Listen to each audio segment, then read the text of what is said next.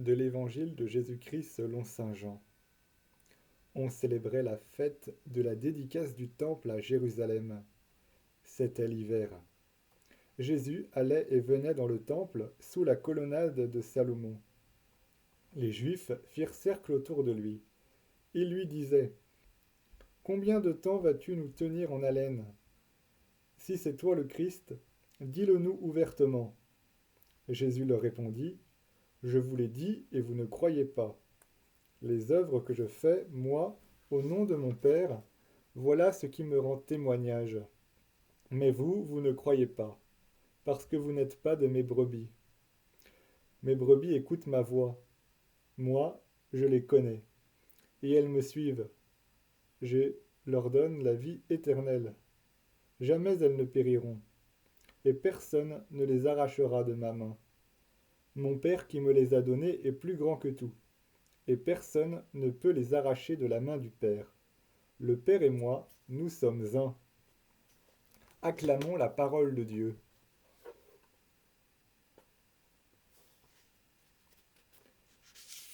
Voici les Juifs qui se mettent à entourer Jésus pour lui poser cette question un peu incroyable. Combien de temps vas-tu nous tenir en haleine? Comme si le Christ laissait planer un doute quelconque sur son identité. Alors, les Juifs veulent une réponse franche et ouverte du Seigneur. Si c'est toi le Christ, dis-le-nous ouvertement. Comme si il n'avait rien reçu. Comme si il suffisait que Jésus dise Coucou, c'est moi, pour que le monde croie qu'il est le Fils de Dieu. Or, la parole du Seigneur, elle s'accomplit dans ses œuvres. Les œuvres qu'il fait, lui, le Seigneur Jésus, au nom de son Père. C'est grâce à ses œuvres qu'il nous dit qu'il est le Fils de Dieu. Ses œuvres, ses guérisons, ses miracles. Et pourtant, à chaque fois que le Christ fait des guérisons et des miracles, les Juifs ne croient pas, ou du moins certains Juifs.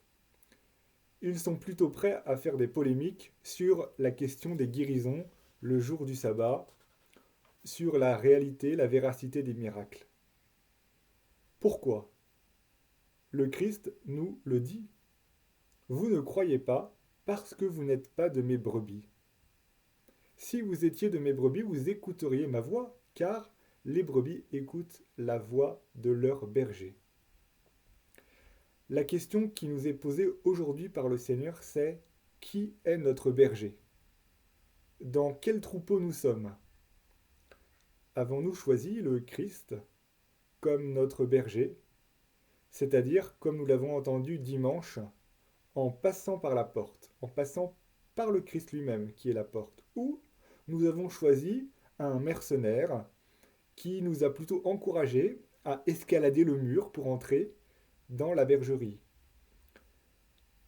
Si nous avons des difficultés à croire, si nous refusons même de croire, si nous avons dû, si nous refusons de croire ce que l'Église nous propose, ce que le Christ lui-même nous enseigne, il faut nous interroger. Dans quelle bergerie nous sommes? Alors, chers amis, en ce temps pascal, eh bien, demandons au Seigneur qu'il soit notre berger, l'unique berger, qu'il chasse en nous toutes les attaches que nous aurions pu avoir avec d'autres bergeries, celles qui sont contrôlées et dominées par le démon. Car le Christ donne la vie éternelle à ses brebis, et lui seul. Si jamais nous entrons dans sa bergerie, personne ne pourra nous arracher de sa main. Nous en avons cette assurance.